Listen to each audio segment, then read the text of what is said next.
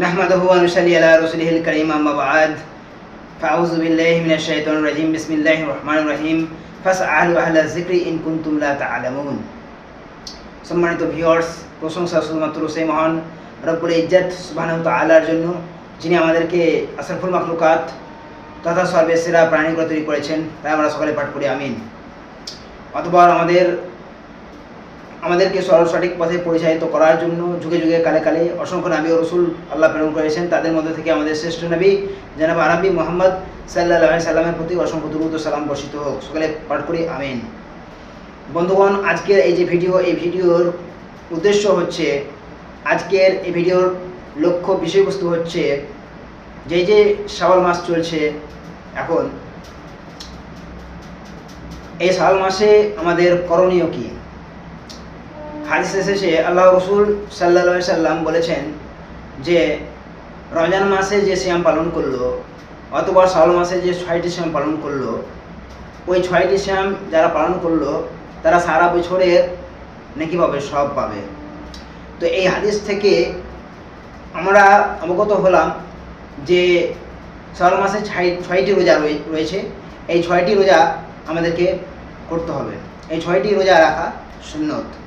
এই 6টি রোজা যদি আমরা পালন করি এই শাওয়াল মাসে, তাহলে আমরা পূর্ণ বছরের যে নেকি সব সেটা পাবো ইনশাআল্লাহ। এই শাওয়াল মাসে যে 6টি রোজা, এই 6টি রোজা আমরা কেমন করে পালন করব, কীভাবে পালন করব, আমরা সংক্ষেপে একটু জেনে নিই।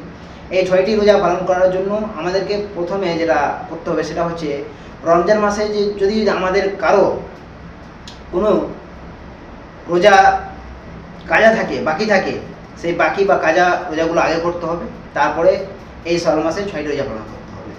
এই শাওয়াল মাসে 6টি রোজা করার জন্য আমাদেরকে রমজান মাসের মতো তারাই পড়তে হবে না, আমাদেরকে রাতে নিয়ত করতে হবে এবং ভোরে যেমনভাবে আমরা সাহারি খাই ঠিক তেমনি আমাদেরকে সাহারি খেতে হবে।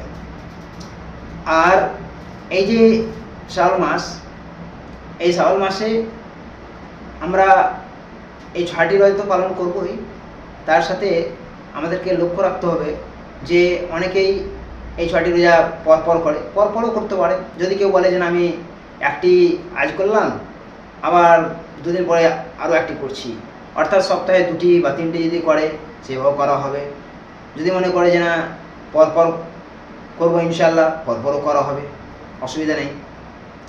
তাই আল্লাহ যাতে আমাদেরকে এই 6টি রোজা পালন করার আমাদেরকে তৌফিক দান করে। আমরা সকলে পাঠ করি আমিন।